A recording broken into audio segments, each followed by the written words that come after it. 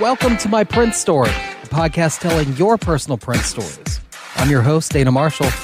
On this week's episode, we're talking to Prince fam, Jason Moore. Jason and I go way back to the 90s together, but we're going to talk all about that right here. Enjoy.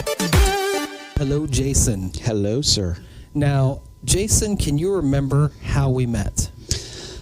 Well, we first met speaking on the phone. We were both disc jockeys in a middle market radio town. Okay, do you remember why we were speaking on the phone?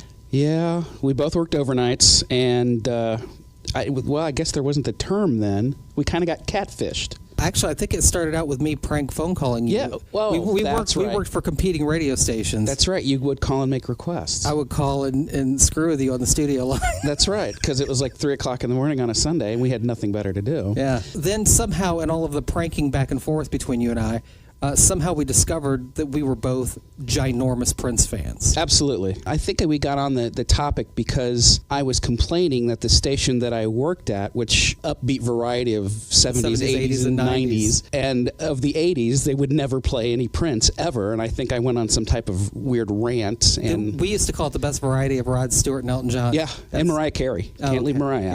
Yeah. And we just started chatting, and then I realized, oh my God, there's another freak in the world, and he's in the same city that I'm in. It was almost like being a part of a secret society that other people weren't into because I just didn't get it, and that was exciting for me. Finally, I had someone I could chat with on a level, emotional level and spiritual level about Prince's music.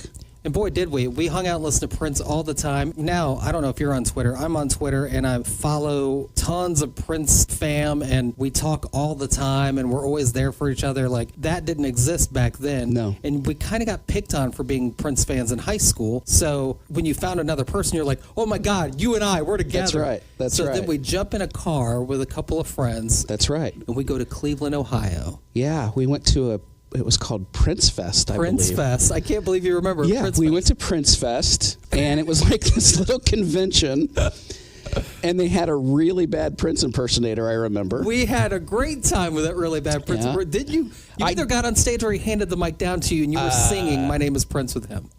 No. No? I was singing Erotic City with him. Okay. The My Name is Prince is when we were sitting at the stoplight and I had the window rolled down and we were singing it and the people next to us started cracking up and then they realized... Do you want to give us a taste how you would... No, good to God, no, I couldn't do it anymore. You had the best... My name is Prince. Oh, God, that's so old. Those were the days. Oh, yeah. So the Prince Fest thing was great. I don't think something like that could work today, but if it could, I am there. Prince impersonator on stage, rumors going around that Prince is actually here. We know he wasn't. But then there would be a whole banquet room full of people selling Prince bootlegs, allegedly. And somebody allegedly bought some autographed Love Sexy albums, allegedly. We allegedly spent so much money for being in our early to mid-20s in that whole situation. Yeah. We actually went to 2 different Prince Fests out there in Ohio. That's right. Man, that was and so I think the fun. second one, they had a guy walking around from he claimed he was a reporter, and he was spreading that Prince had gotten married, and what was our thoughts on that? Do you remember that? I don't remember that. Yeah. And I'm like, yeah, get out of here. He's never getting married. Get out of here with that. We had very little money. We stuffed 5 people in a car, and we also all share one hotel room. That's right. You are a snorer, my friend. Yes, I am. Because we were saving our money to blow it all on the bootlegs, allegedly. Yeah. And Prince posters and all that. And so we had 2 beds and 2 guys and 3 girls, if I remember correctly. That's right. It was miserable. Oh, I wasn't miserable. I was sleeping between 2 girls. I was comfortable. Well, I was on the floor, if I recall, so how'd that work? Yeah. I guess the snoring pays off. You get to stay warm at least. Well, if you see pictures of me from back then, you'll understand why I was on the floor alone. But, all right, so let's talk a little bit about your relationship with Prince, if you will. So what was that moment, the first time you heard Prince? Do you remember it? The first time I heard Prince was my cousin, Kyle is his name, really was into a lot of funk, and so he was playing Gap Band and he was playing Off the Wall, and I heard a snippet of Dirty Mind from the record player. Record is this vinyl thing, kids. That sounds really great. And they used to put these things called albums together, which had a chronological order to them and was kind of trying to tell you a story. But I heard a snippet of Dirty Mind, and he always would let me listen to music, and so I come in and I'm like, who is that? And he shows me the album cover. I'm like, who is that? Because it was the weirdest thing I'd ever seen, but it was also really funky. Right. So I really enjoyed that. But of course, what really hit it for me more than anything else was obviously when 1999 popped out and became such a popular album, double album. Right. I bought the cassette, would never let my mom listen to it once I got to Let's Pretend We're Married. But when I heard DMSR the first time... DMSR, that's what I was thinking the whole time after you mentioned it. When I heard that was it for me. Oh, yeah. It's the keyboard drives the whole thing. Oh, yeah. It's just incredible. Oh, yeah. Oh, God. That's one of those albums that you can still go back to today. And as a Prince fan, I'm not talking about the hits. I don't want to hear 1999, Little Red Corvette, even Delirious. I want to hear... Something in the Water Does Not Compute. Mm-hmm. I want to hear Free. Yeah. I want to hear DMSR, Let's Pretend We're Married. Yeah. Even Lady Cab Driver is one of the funkiest jams. Yeah. But that is one of those albums that, geez, that thing still holds up today. Easy. Oh, yeah. That's one of the things that I first was able to get into with Prince that I was, to a lesser degree, able to get into with other people. Michael Jackson was just a greatest hits compilation. And there's nothing wrong with that. But Prince was telling a story. And so, yeah, you were like looking forward to the next summer, basically, because he was cranking them out like hotcakes. But it was getting the album and hearing everything else around it is what I was excited about. Yeah. All right, so I can easily look at a million different ways where Prince has impacted my life in a way that may have even changed the trajectory or the direction I was going in. Mm-hmm. Do you have those moments? Oh, absolutely. Part of it is, and you can't hear it over this, but him and I had, in my view, a lot of similarities. I'm the fat version of Prince, I guess. I'm half black and half white. Okay. My father was black, mother was white.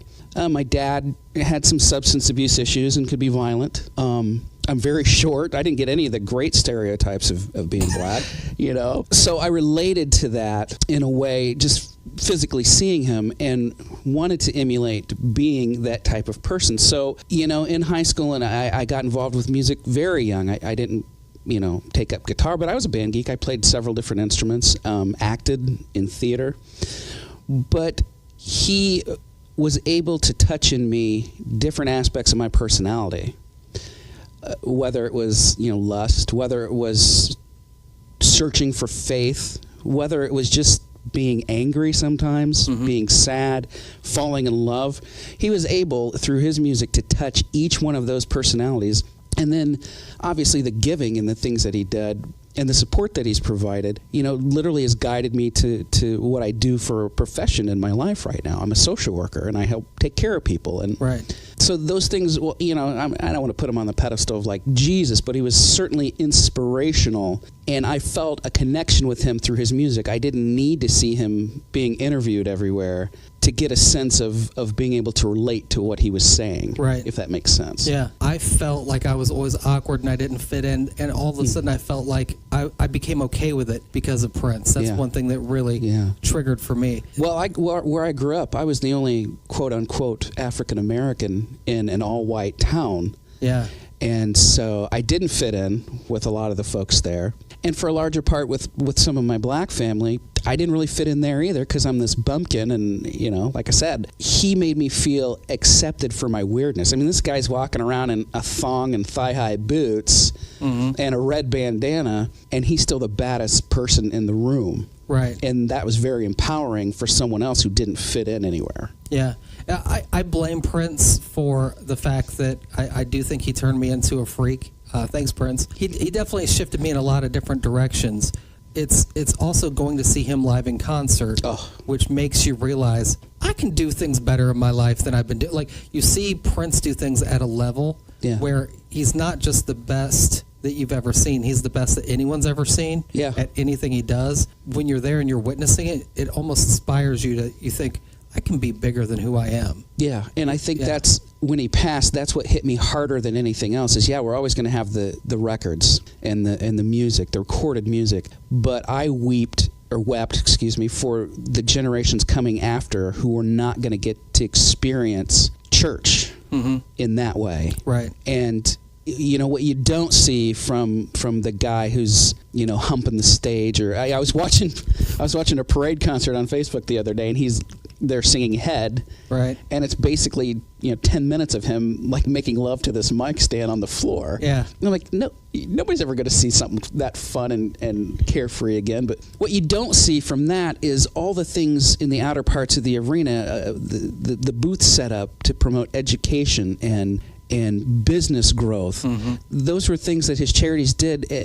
Food drives, you never saw any of that stuff. And he didn't stand up at an award show and say, hey, support me doing this. It was him behind the scenes doing it. In fact, I think the last concerts we went to in Chicago together wasn't anything he was out promoting. It was to build educational awareness with the fellow who wears the purple ties now. That's I can't even think of his name now. That was both our last Prince concert was Rosemont Horizon? No. It was actually in Chicago. At the United Center. He was doing a 3-night stand. Yeah, we were at night 2 of that. And night 2 of it, the first night the sound system had been messed up. I think it was called Welcome to Chicago, if I'm not mistaken. Yeah. Luckily, night 2, the sound was fantastic.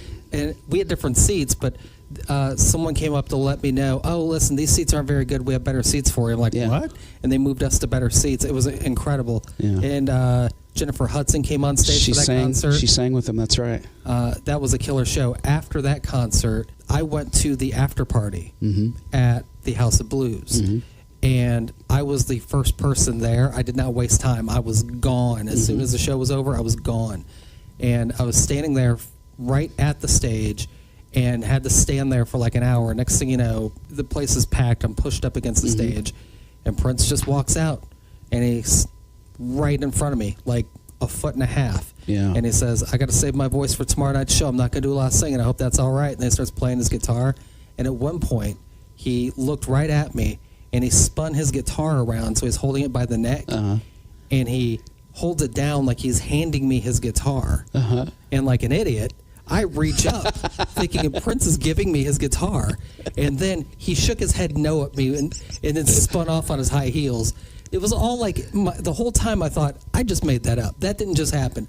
And I turned to strangers and, did that just happen? They went, that just happened. Like, I couldn't believe it. Yeah. That was like my big Prince moment, and it was the last show. Yeah, I think it's great he'd say, I'm trying to save my voice. I hope it's okay with you. I'm like, dude, you could just sit and read the phone book, and it'd be more interesting to me than most people. I'm near you. I don't care what you do. Yeah. I don't care what you do. Yeah. You and I have seen 3 concerts together, 3 Prince concerts, right? We did Grand Rapids. Grand Rapids together. Chicago twice. The first Chicago one was the Emancipation. First one we did together. No, that was Rosemont Horizon.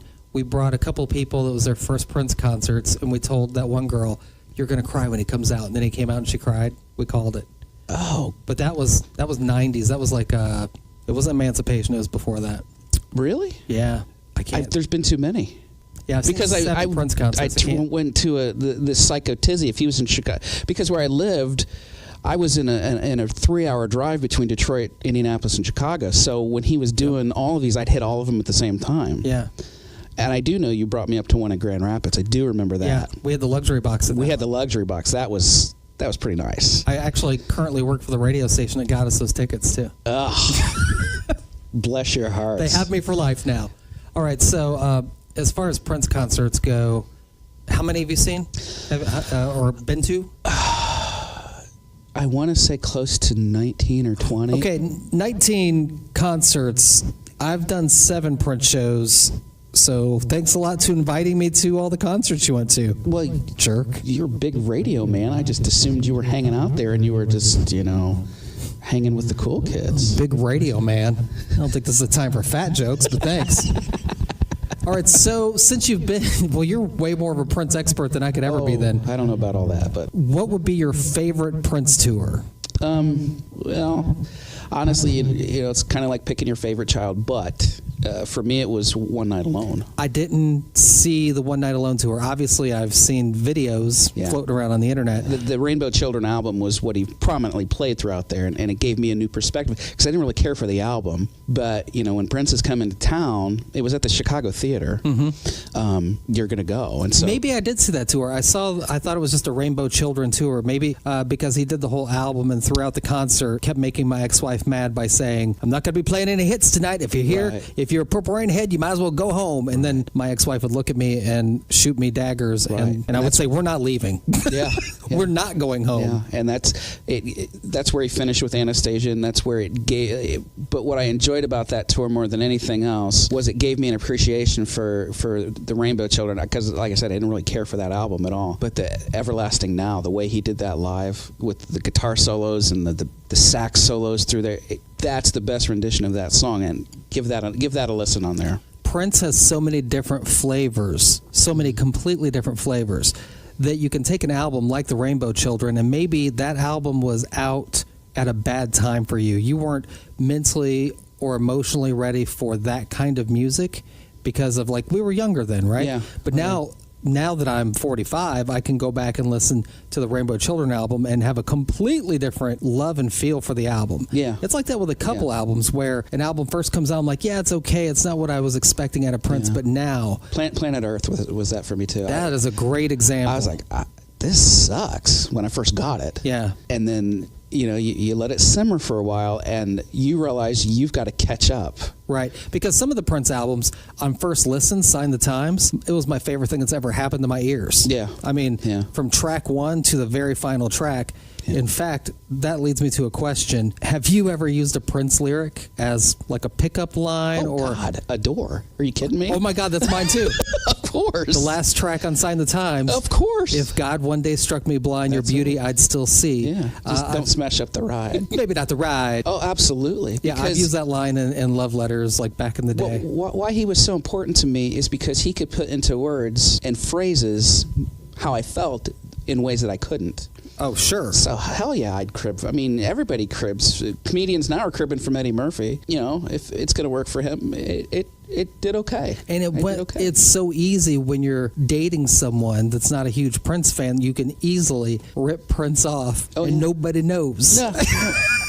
I used to do the whole "I wish I was the water in your bath" segment from Under the Cherry Moon. Under the Cherry Moon, and that the most disturbing lines ever come out of Prince's mouth. Seriously, if I was anything other than human, I would be the water in your bath. Yeah. As far as Prince movies go, Under the Cherry Moon, hands down, is my favorite. What about you? Oof, no, I'm gonna have to go. To me, Sign of the Times is a concert movie. I guess we can count that. It's a concert movie. I count that. Yeah, and that's my favorite. Okay. Now, if we're talking acting movies, but it's just the most quotable movie ever. Yeah, Cabbage Head. I mean, come on. Yeah. Only confused men wear loafers. Only confused men wear loafers. I could kind of see that. If you wanted to buy a Sam Cooke album, where do you go?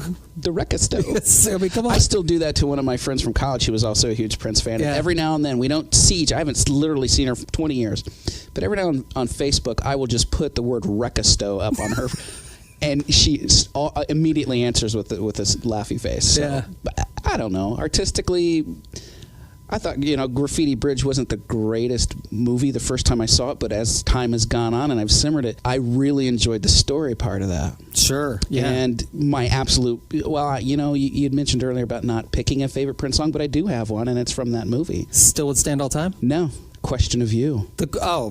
I'm an idiot. Of course. Yeah. I mean, that guitar solo cuts through my soul. Yeah. So, But that song has been a lifelong that searching for meaning and is there really some type of faith, and are you going to try to follow that, or are you going to try not to? That dichotomy has been something that is a struggle that I've had for my whole life, and I think a lot of people have too, and that's a really valid question. What are you? Who are you? I identify with a song similar like that from that album, Tick Tick Bang. Is that right? Tick Tick Bang. I actually do love the song Tick Tick Bang. It does, but it has not impacted my life in any way. No. But, actually, Graffiti Bridge is kind of one of those albums where it is a little bit of a guilty pleasure love for me because it is a little cheeseball. With T.C. Ellis and his... I'm a huge fan. People give Tony M a whole lot of grief saying that he's a terrible rapper. I love Tony M rap. I don't care. The T.C. Ellis stuff on the Graffiti Bridge album I felt was a little funny and campy. I don't know. Now, see, I like the New Power Generation Part 2 rap. I thought it was... I really enjoyed that. What a reference. I know. I was like, man, put this all in one song together on this so I can hear it all flow together. Kid, I got to do this. Yeah. I got the noise. I got the noise. I got the noise. Pump the big noise. I thought T.C. Ellis was easier to understand than Tony. Oh, yeah, sure. But that was my thing. Like, in the early to mid-'90s, New Jack Swing, I was so into New Jack Swing. I was the white guy in a tiny white town wearing my hammer pants all the time. So New Jack Swing was already my thing, and I love Prince music, and all of a sudden, Prince is doing New Jack Swing with Tony M. Yeah. That was a game changer for me. Like, you start going into the Diamonds and Pearls album. Yeah. And a couple albums after that, he was still sticking to that New Jack Swing a little bit. Yeah. I love that. Well, people hate on Tony M so much. I don't hate. I don't hate anyone's art, if that makes sense. There's some of it I prefer more than others. Sure. But who am I? I couldn't do what he does. Oh, yeah. Yeah. But no, I thought the spiritual undertones of Graffiti Bridge touched me more than just about anything else. Really. Yeah. It still would stand all time. That's one that the words were amazing. The music was incredible, but his deep voice, like, he really showed his vocal range on that album. Yeah. And that song specifically, to hear Prince sing with all that bass, you're just like, oh my God. Yeah, Joy and Repetition. I mean, I could go on and on with all those. Yeah. Oh, goodness sakes. The George Clinton stuff. Oh, yeah. Graffiti Bridge doesn't get the respect for the movie or the album, though. That's one of those people make fun of. In standard Prince fashion, he did not do exactly what people thought he should do. Right. Which is make a direct sequel to Purple Rain in the vein of Purple Rain. He didn't tell the same story necessarily and present it in the same way. Right. So we're going into, a lot of folks going into it thinking it's going to be this gritty, realistic thing, and it was more of a, an MGM musical from the 50s, which I thought was refreshing and a good take on it, personally. And one thing I liked about the sequel is how, even though it wasn't the same storyline, we had the recurring, Jill Jones was in it again, although she played a different person, though. Yeah. I don't know if you realize that. Jill Jones played like a love interest in the beginning. Yeah. But, more stayed in the time, but then we're introduced to Tevin Campbell for the first time, and Robin Powers, that's right. And that was the first time I'd ever heard Mavis Staples. He made me that movie made me a Mavis Staples fan. Got me into listening to more Sounds of Blackness and some of that other stuff I'd never listened to before that. Seeing George Clinton just being George Clinton. Yeah, it's safe to say Prince is your favorite artist, right? Absolutely. Who would be number 2? I think I know yours, though. Really? I want to say yours is going to be Michael Jackson because you have a son named Jackson. Can I say that on the podcast? Sure. Okay. It was Michael Jackson for a long time, but golly, no, I don't think so now. Okay, who is it? I'm struggling. Okay. Honestly, my second favorite is Alicia Keys. How do you feel about Alicia's cover of... Are you kidding me? Now I can't think of the name of the song. How Come You Don't Call Me Anymore? Oh, beautiful. It's the best Prince cover maybe I've ever heard. By far. Yeah. It's not a diss of Michael Jackson or his history or... I see what you did there. The alleged history. It's not that. It's... I don't know that he's held up as well. Even... his songs were really good, but they were manufactured. They were designed with a specific hook, and I didn't get the funk from Michael Jackson that I do Prince. Right. Now, at 12 years old, he was because I'd never seen anything like that, But as I've aged and Prince has taught me to, or, inspired me to listen beyond that initial hook. So some of Alicia Keys' stuff is artistically just beautiful and soulful and reaches you. And so I would say her, to be honest with you. And Prince loved her. Yeah. My second favorite artist is a guy named Freddie Johnston. A lot of people don't know who he is. He had a hit in 1995 called Bad Reputation and did the movie score to Kingpin, which is a hilarious movie. Yeah. Freddie's my second favorite. Love that guy. Nothing like Prince music at all. It's acoustic folky, but maybe my third, also in the acoustic folky vein, is a person Prince has actually done a couple songs with, kind of secretly, Ani DeFranco. Yeah. I love Ani DeFranco. Yeah. And one day I'm listening to an Ani song and I was like, man, this feels like a Prince song. Yeah. And I looked at the liner notes. He's doing the guitar and he's doing some of the background vocals and he co-wrote. I think they recorded at the same time that they recorded. She played guitar on Raven to the Joy Fantastic. Yep. I think he did a lot of collaborations. He did. He did a couple Sheryl Crow songs as well. Yeah. I've actually seen some of the concert footage of the two of them on stage together. Have you seen that too? Yeah. That's good stuff. Now we've connected it to Michael Jackson because Sheryl Crow got her start as a guitarist for Michael Jackson. And when we saw him in Chicago, he covered some Michael Jackson songs in the concert. I think he's covered a Michael Jackson song every show since he passed. I've seen, but old school. We're talking Jackson 5. Jackson 5 stuff. Yeah, he's not up there singing bad. No, we know that story. No, he's not going to sing bad.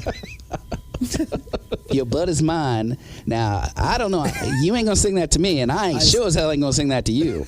That Chris Rock Prince interview is one of my all-time favorites because sometimes Prince is being elusive and maybe even purposefully douchey to people, where they'll ask questions and he'll be disappointed in their questions. But rarely do you see Prince just open and comfortable and like doing his little character voices and having fun. That was the first time I felt like I'm seeing Prince, like during an interview, really seeing the guy. I love that. When he was going on about the Michael Jackson thing, I was rolling. Yeah. There was that, and then when Arsenio Hall brought his talk show back, and he had the whole night with Prince on there, I thought that was even deeper because I'd never seen him interact with people like that before. Just randos from the crowd and talking and giving them love and marriage advice, which I thought was hysterical. Well, hysterical. So before we wrap up, then, what is your favorite Prince TV appearance? Not just an interview, just maybe a live performance. I have one that sticks with me forever. The Super Bowl. Oh, I mean, there's too many. The Super Bowl, the Rock and Roll Hall of Fame. That's the craziest thing I've ever seen. That. The entire first Arsenio Hall show that he did. That's got it. That goes down as my favorite, probably. And that's hard. That version of Kiss that he does on that. Yeah. Insane. I mean, there's just too many. Well, for those of you that don't know, back in the 90s during the Arsenio Hall show, Arsenio just let Prince do the whole hour, but he had Patti LaBelle as the guest. Yeah. So they would talk about Prince in between Prince playing songs, which sounds weird, but it made perfect sense while you're watching it. Right. And Prince's performances were just, I'd never seen anything like that before. It's back when he had my favorite Prince haircut, the Thai Fudu. Yeah. That stuff was amazing. But then the Super Bowl halftime show, when the guy calls and says, Prince, we have some bad news. Looks like we have rain in the forecast. And his response is, can you make it rain harder? And hung up the phone. Yeah. And then what does he do? The best performance anyone's ever seen in their lives. I mean, I don't know how you would question of Super Bowl performances, how that could be topped by anybody. It could not. Yeah. And then you have that, like you said, the Rock and Roll Hall of Fame. He owned the entire song and didn't sing a note. The big mystery is, where did the guitar go? Yeah. He tosses the Strat really high up in the air. He struts off the stage like the badass that he is, and the guitar never comes back down. Not that we see, no. It's probably still hanging up in the rafters there. Prince is freaking magic. Yeah. But the faces of all of these very seasoned rock stars on stage. You're watching Tom Petty just experience just joy watching Prince because he knows. And who's the fella from Electric Light Orchestra who produced all of Petty's albums? I never remember that guy's name. Is it Jeff Lynne? Yes, Jeff Lynne. Jeff Lynne. Through his charcoal sunglasses, because he always wore those, you could see it on him too. And George Harrison's son cracking up. That George Harrison's son looked like he saw a naked girl for the first time. Yeah. That's what it was like. Like we were watching his innocence go away, watching Prince play. But I don't think that'd be the first time a musician had stepped on stage with him and saw absolute genius in front of him and realized, I'm a really good musician, but I'm not necessarily ever going to be that. And that's okay. You could tell Prince knew something that no one else knew, and he knew that. Like he knew as he was stepping up there, he was about to destroy it. Yeah. Him in that red pimp suit. Oh, yeah. Now I'm second guessing my own favorite TV performance of all time then. Well, like I said, there's too many. There's that. When he did Billy Jack Bitch on American Music Awards. Oh my God, I you forgot remember that about one? that. Oh. Where they bring him in like a bag, and you don't know he's on stage yet, and then all of a sudden he's slapped And he's he's not really singing. He's lip syncing. He's chewing his gum. You know the story behind that? And he's kind of smiling. Yeah. They insisted, because of whatever policy they had going on at the time, that Prince lip sync, and Prince did not want to lip sync. So he decided, if I'm going to lip sync, I want to make sure everyone knows that I'm lip syncing. So he purposely chewed gum while he, quote, and he was smiling. He was like laughing through it. But it was still the funkiest performance I've seen. Performance ever, yeah. Yeah, I love how he just appears magically. Yeah. And Tommy Barbarella's hanging from the rafters playing his guitar. The Grammys with Beyonce. Amazing. Oh my God, you're killing me. I don't know that you can pick one. Like I said, that's what made me, when he passed, there was a good year and a half, I couldn't listen to any of his music. Yeah. I couldn't, all the accolades were coming on, and everybody was, I'm like, you know what? I almost was angry. Yep. It's like, folks, you had this in front of you for all these years, and now you're paying attention to it. Right. And it was literally like, it hit me almost as hard as when my dad died. I was just weeping, and it took me a long time to be able to listen. Yeah. I struggled with this. I couldn't understand why I was so emotional for so long over the passing of a human I have never met in person. Yeah. And of course, I've seen people, like when Michael died, a lot of people were really upset, and I understand that. And I knew that one day Prince would die and I would be upset. I didn't know, and I get a little embarrassed to admit it, but I didn't know that I would just randomly, months and now even years after his passing, I could just randomly get upset that Prince is gone. Yeah. What is that about? I've never met the guy. But it's common. I'm hearing from other Prince fans that are going through the same thing, where something just hits them one day, months later, and they just start crying. Oh, yeah. There's never going to be a guy they've never met. And part of it is the struggle with knowing there's new music there. And maybe it's just me, I'm almost not wanting to hear it. Because it's just you. I tell you, I respect his artistry so much. If he didn't feel like he wanted us to hear it, right? I understand. If he wanted us to hear it, he would have finished it and put it out. Now, maybe that was going to be his plan. Well, we all have plans that we don't get to complete, obviously. Sure. So, hearing some of that, I'm on the fence about hearing it. I really am. On the one hand, I'm like, God, I want to hear this Miles Davis stuff. Well, okay, can I play devil's advocate with you on this? Sure, absolutely. Let's say that we allegedly went to a thing called Prince Fest and were introduced to bootlegs, allegedly.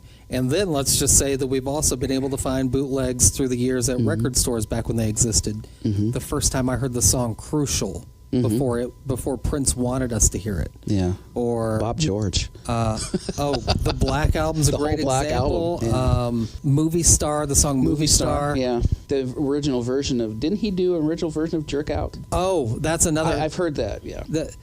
Sorry. That's another. How about the demos that he recorded for songs that he wrote for other people? Right. So I have copies, allegedly, of Prince singing Martika songs that he wrote for Martika. Right. Things like that. So when you say, Prince didn't want us to hear it, you're right, he didn't. But, oh, my God, it sounds so good to hear him. It does. I know. You got the right one, Baby, the Diet Pepsi song for Ray Charles. The Diet Pepsi song for Ray Charles, yeah. A lot of folks don't remember that he wrote that. I bought that bootleg CD, allegedly, at a Prince Fest. Yeah. I guess for me it's different because he's passed. Yeah.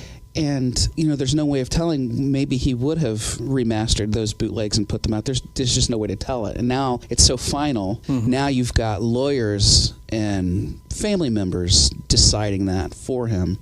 And it does feel gross. I agree. It feels like a money grab. And I never felt like, with Prince, anything he necessarily did was a money grab. It was, I'm going to do what I'm going to do, and I hope you dig it. Right. And you knew he loved it if you did, and he fed off of that too. But at the same time, it never made him compromise what he was going to release or how he was going to release it or when he was going to release it. He never, the great joy of seeing Prince live was knowing, okay, if I hear Kiss tonight, it may be completely different, and it probably will be completely different than how I've ever heard it before. Yep. And that's what's sad to me now is now when this music comes out, that's just it. The only way you're ever going to experience it. And for him not to be alive to do that, it almost feels wrong to me. Now, and that doesn't mean I'm critical of anyone else who wants to hear that. Great, right. And I may give it a listen, but it's still a grieving process. I mean, it's going on 3 years now, and I'm almost still grieving a little bit. And people, a lot of people are like, well, that just doesn't make sense. But when somebody touches your heart and your soul and has guided you,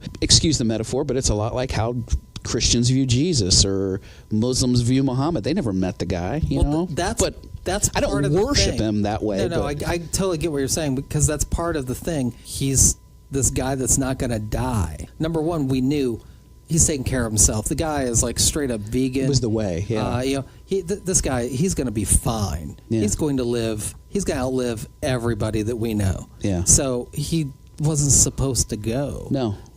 And there's something just mysterious and magic about him. It did feel like he was a little bit unreal and unhuman in that way. So I think that just added to the surprise of his passing. Yeah. When you contacted me about doing this, I finally said, and I have listened to some music off and on, but for whatever reason, I put in 3121 and just looped Black Sweat over and over again. That reminds me of you every time I hear it. Yeah, because well, thank you so much. It reminds me because I was working at a radio station in Lafayette playing the song Black Sweat, and I hadn't talked to you in a few years. That's right. Because I had moved to Florida. I've been moving all over with my radio career, and you just happened to be passing through Lafayette that day, listening to that radio station. You called studio line, Dana? Yeah. It was because Black Sweat was on. That's so whenever I hear it, I think of you. Yeah. Because it's rare. But yeah, that brought me back and was able to finally make me smile a little bit again in thinking of him, because for so long it had been just tears. Yeah. The whole sometimes when it snows snows in April thing. It just. When I saw the Revolution about a year ago play in Chicago, it was in the beginning of them doing that tour thing. Yeah, thanks for inviting me. You've been to 19 Prince concerts. I don't want to hear it. That's true. When they get to the part where they play, sometimes it snows in April, Wendy kind of loses it. Yeah.